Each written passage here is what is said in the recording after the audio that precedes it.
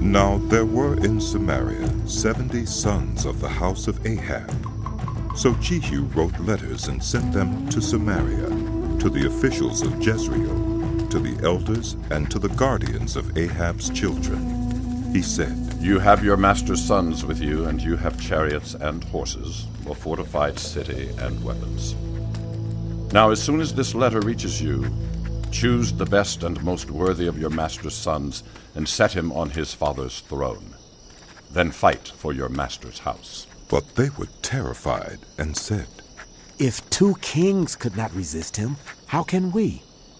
So the palace administrator, the city governor, the elders, and the guardians sent this message to Jehu. We are your servants, and we will do anything you say. We will not appoint anyone as king. You do whatever you think best. Then Jehu wrote them a second letter, saying, If you are on my side and will obey me, take the heads of your master's sons and come to me in Jezreel by this time tomorrow. Now the royal princes, 70 of them, were with the leading men of the city who were rearing them.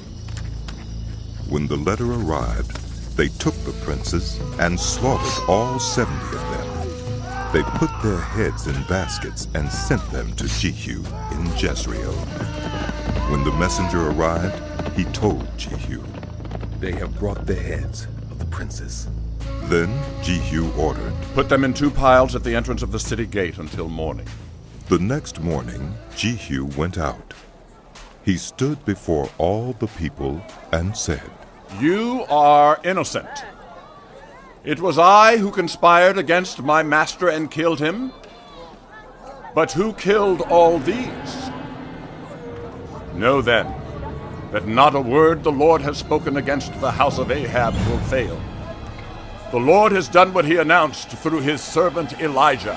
So Jehu killed everyone in Jezreel who remained of the house of Ahab, as well as all his chief men, his close friends, and his priests, leaving him no survivor.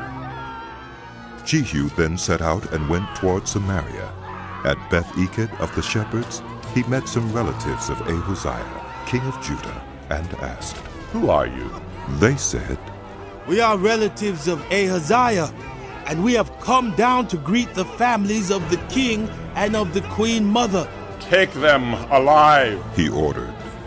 So they took them alive and slaughtered them by the well of Beth-eked, 42 of them. He left no survivor. After he left there, he came upon Jehonadab, son of Rechab, who was on his way to meet him. Jehu greeted him and said, Are you in accord with me as I am with you? I am. Jehonadab answered. If so, give me your hand. So he did, and Jehu helped him up into the chariot. Jehu said, Come with me and see my zeal for the Lord. Then he had him ride along in his chariot. When Jehu came to Samaria, he killed all who were left there of Ahab's family. He destroyed them according to the word of the Lord spoken to Elijah. Then Jehu brought all the people together and said to them, Ahab served Baal a little. Jehu will serve him much. Now summon all the prophets of Baal, all his servants and all his priests. See that no one is missing, because I am going to hold a great sacrifice for Baal. Anyone who fails to come will no longer live. But Jehu was acting deceptively in order to destroy the servants of Baal. Jehu said, Call an assembly in honor of Baal. So they proclaimed it. Then he sent word throughout Israel, and all the servants of Baal came. Not one stayed away. They crowded into the temple of Baal until it was full from one end to the other. And Jehu said to the keeper of the wardrobe, Bring robes for all the servants of Baal. So he brought out robes for them. Then Jehu and Jehonadab, son of Rechab, went into the temple of Baal. Jehu said to the servants of Baal, Look around and see that no one who serves the Lord is here with you. Only servants of Baal. So they went in to make sacrifices and burnt offerings. Now Jehu had posted 80 men outside with this warning, If one of you lets any of the men I am placing in your hands escape, it will be your life for his life." As soon as Jehu had finished making the burnt offering, he ordered the guards and officers, "Go in and kill them. Let no one escape." So they cut them down with the sword. The guards and officers threw the bodies out and then entered the inner shrine of the temple of Baal. They brought the sacred stone out of the temple of Baal and burned it. They demolished the sacred stone of Baal and tore down the temple of Baal, and people have used it for a latrine to this day. So Jehu destroyed Baal worship in Israel. However, he did not turn away from the sins of Jeroboam, son of Nebat, which he had caused Israel to commit, the worship of the golden calves at Bethel and Dan. The Lord said to Jehu, "Because you have done well in accomplishing what is right in my eyes, and have done to the house of Ahab all I had in mind to do, your descendants will sit on the throne of Israel to the 4th generation." Yet Jehu was not careful to keep the law of the Lord, the God of Israel, with all his heart. He did not turn away from the sins of Jeroboam, which he had caused Israel to commit. In those days the Lord began to reduce the size of Israel. Hazael overpowered the Israelites throughout their territory east of the Jordan in all the land of Gilead, the region of Gad, Reuben, and Manasseh, from Aurora by the Arnon Gorge through Gilead to Bashan. As for the other events of Jehu's reign, all he did and all his achievements, are they not written in the book of the annals of the kings of Israel? Jehu rested with his ancestors and was buried in Samaria, and Jehoahaz, his son, succeeded him as king. The time that Jehu reigned over Israel in Samaria was 28 years. When Athaliah, the mother of Ahaziah, saw that her son was dead, she proceeded to destroy the whole royal family. But Jehosheba, the daughter of King Jehoram and sister of Ahaziah, took Joash, son of Ahaziah, and stole him away from among the royal princes, who were about to be murdered. She put him and his nurse in a bedroom to hide him from Athaliah, so he was not killed. He remained hidden with his nurse at the temple of the Lord for 6 years, while Athaliah ruled the land. In the 7th year, Jehoiada sent for the commanders of the units of 100, the Carites and the guards, and had them brought to him at the temple of the Lord. He made a covenant with them and put them under oath at the temple of the Lord. Then he showed them the king's son. He commanded them, saying, This is what you are to do, you who are in the 3 companies that are going on duty on the Sabbath. A third of you guarding the royal palace, a third at the Sur gate, and a third at the gate behind the guard, who take turns guarding the temple. And you who are in the other 2 companies that normally go off Sabbath duty are all to guard the temple for the king. Station yourselves around the king, each of you with weapon in hand. Anyone who approaches your ranks is to be put to death.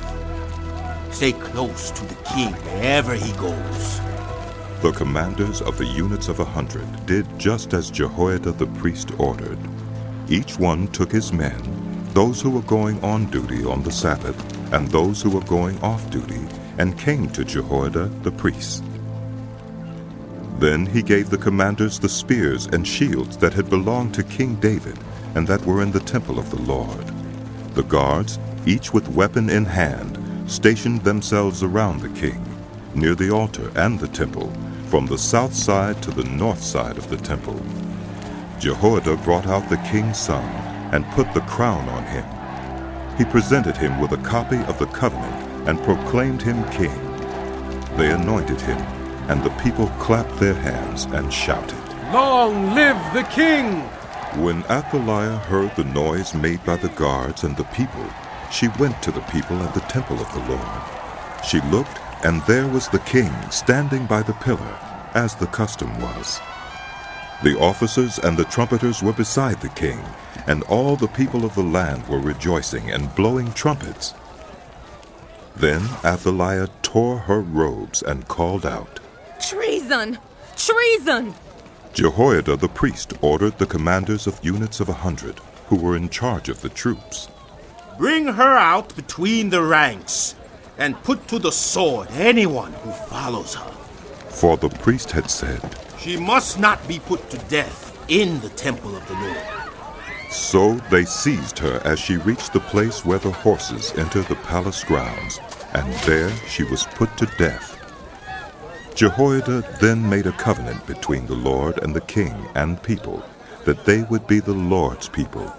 He also made a covenant between the king and the people. All the people of the land went to the temple of Baal and tore it down. They smashed the altars and idols to pieces and killed Mattan, the priest of Baal, in front of the altars. Then Jehoiada the priest posted guards at the temple of the Lord. He took with him the commanders of hundreds, the Carites, the guards, and all the people of the land, and together they brought the king down from the temple of the Lord and went into the palace, entering by way of the gate of the guards. The king then took his place on the royal throne. All the people of the land rejoiced, and the city was calm, because Athaliah had been slain with the sword at the palace. Joash was 7 years old when he began to reign. In the 7th year of Jehu, Joash became king, and he reigned in Jerusalem 40 years. His mother's name was Zibiah. She was from Beersheba. Joash did what was right in the eyes of the Lord all the years Jehoiada the priest instructed him. The high places, however, were not removed. The people continued to offer sacrifices and burn incense there. Joash said to the priests, Collect all the money that is brought as sacred offerings to the temple of the Lord, the money collected in the census, the money received from personal vows, and the money brought voluntarily to the temple. Let every priest receive the money from one of the treasurers. Then use it to repair whatever damage is found in the temple. But by the 23rd year of King Joash, the priests still had not repaired the temple. Therefore King Joash summoned Jehoiada the priest and the other priests and asked them, Why aren't you repairing the damage done to the temple? Take no more money from your treasurers, but hand it over for repairing the temple. The priests agreed that they would not collect any more money from the people, and that they would not repair the temple themselves. Jehoiada the priest took a chest and bored a hole in its lid. He placed it beside the altar on the right side as one enters the temple of the Lord. The priests who guarded the entrance put into the chest all the money that was brought to the temple of the Lord. Whenever they saw that there was a large amount of money in the chest, the royal secretary and the high priest came, counted the money that had been brought into the temple of the Lord, and put it into bags. When the amount had been determined, they gave the money to the men appointed to supervise the work on the temple. With it, they paid those who worked on the temple of the Lord, the carpenters and builders, the masons and stone cutters. They purchased timber and blocks of dressed stone for the repair of the temple of the Lord, and met all the other expenses of restoring the temple. The money brought into the temple was not spent for making silver basins, wick trimmers, sprinkling bowls, trumpets, or any other articles of gold or silver for the temple of the Lord. It was paid to the workers, who used it to repair the temple.